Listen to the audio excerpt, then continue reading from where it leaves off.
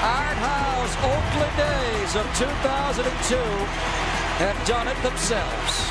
17 in a row.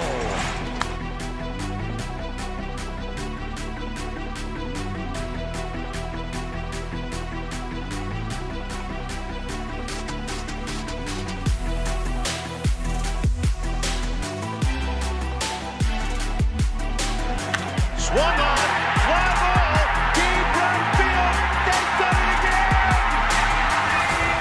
The Oakland A's have set a new American League record with their 20th consecutive win.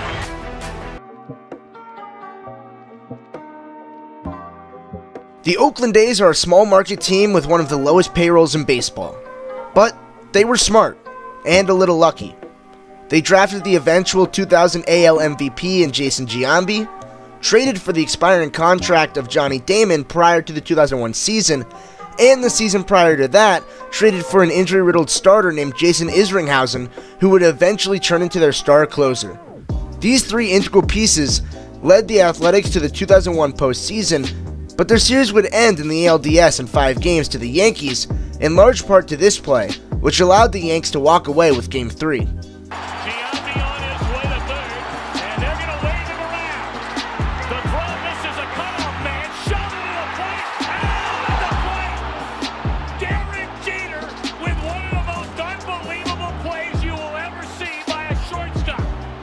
The only problem was that Giambi, Damon, and Isringhausen were all on expiring deals. But that's okay, they can just re-sign those guys and run it back next season. Except they can't do that because they have a $40 million payroll. And you might be saying, $40 million is a lot of money. And then I would say, the Yankees have a $126 million payroll, and when a team can pay players 3 times the amount of money that you can, you're probably going to have a hard time signing said players. So naturally, the A's lost all 3 of those guys, and were left scrambling to pick up the pieces.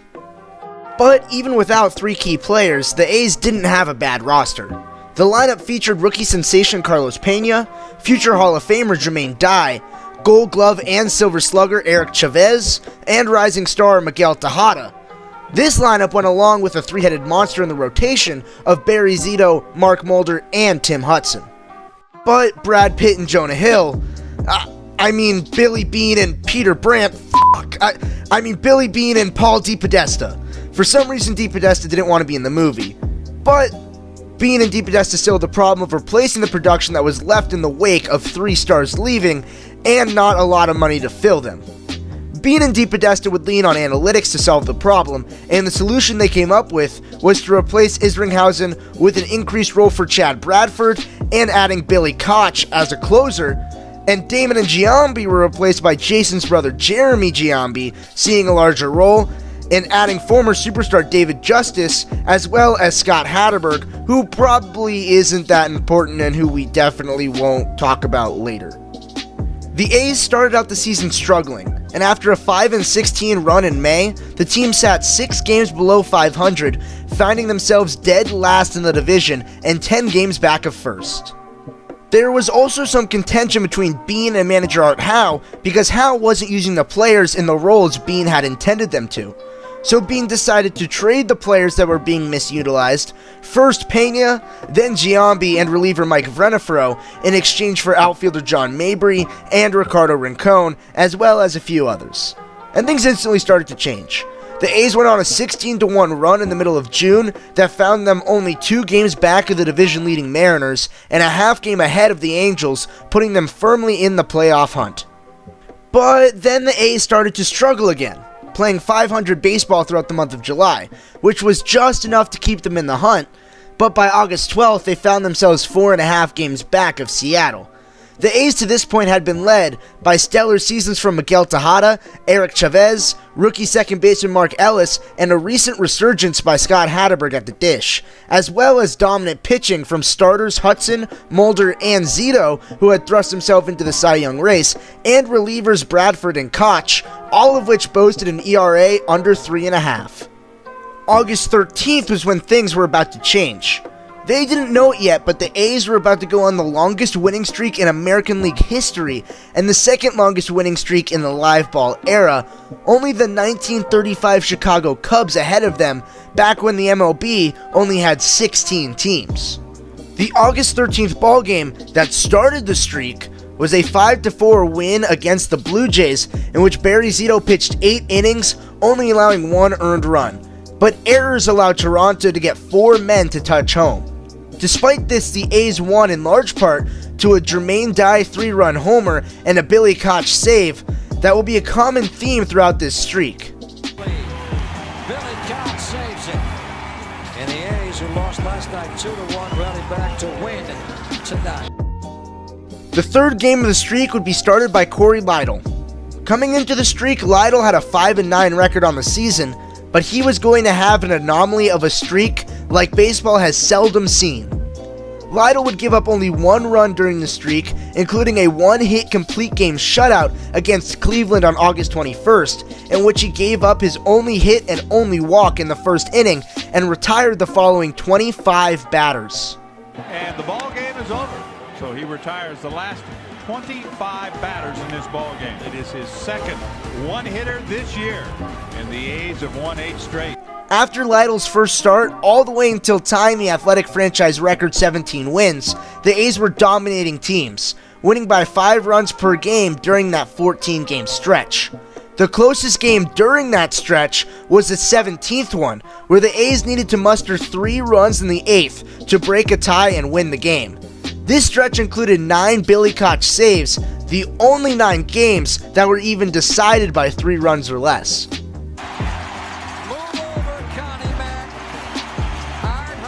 Oakland A's of 2002 have done it themselves. 17 in a row. At this point, the A's were chasing only the 19-game winning streaks by the 1906 White Sox, a streak which included a tie, and the 1947 Yankees, led by Joe DiMaggio, Phil Rizzuto, and Yogi Berra, but the final 3 games would be the hardest for Oakland. September 1st, the A's hosted the Twins, and were up 4-2 going into the 9th inning thanks to a strong start by Mark Mulder. But Howe left him in for the 9th inning.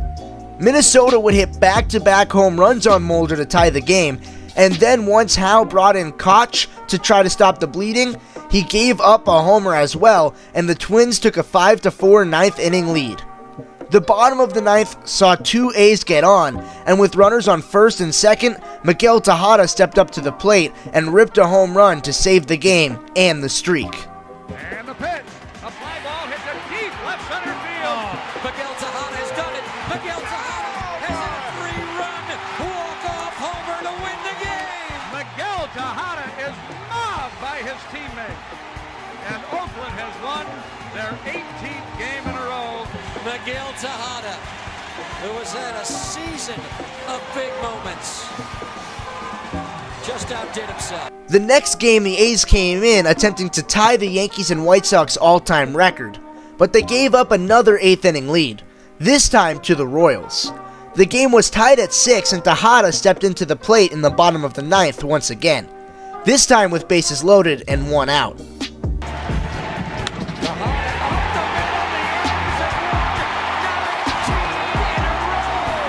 Despite Tejada's heroics, the work was not done yet. The Athletics wanted outright history, and after going up 11-0 in the first 3 innings against the Royals, it looked like history was theirs. But then it started to all fall apart. Tim Hudson gave up 5 runs in the 4th, Chad Bradford and Jeff Tam combined for 5 earned in the 8th, and Koch blew the save in the 9th. In the blink of an eye, the unthinkable happened, right about when Oakland thought a different unthinkable was about to happen. It was the bottom of the 9th, and Oakland had just given up an 11-run lead in a game to set an American League record. And in that bottom of the 9th, Art Howe went to his bench. Scott Hatteberg was brought in as a pinch hitter with all the pressure of an entire organization on his shoulders.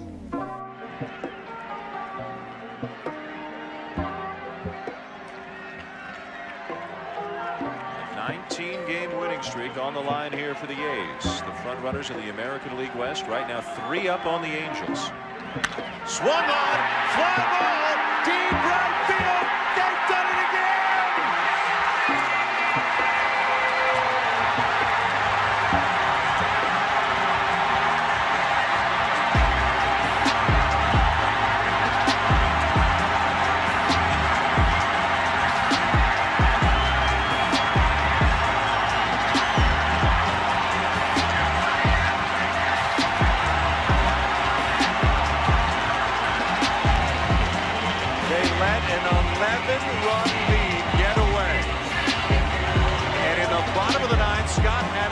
comes up and hits a bomb to right field for the game-winning home run.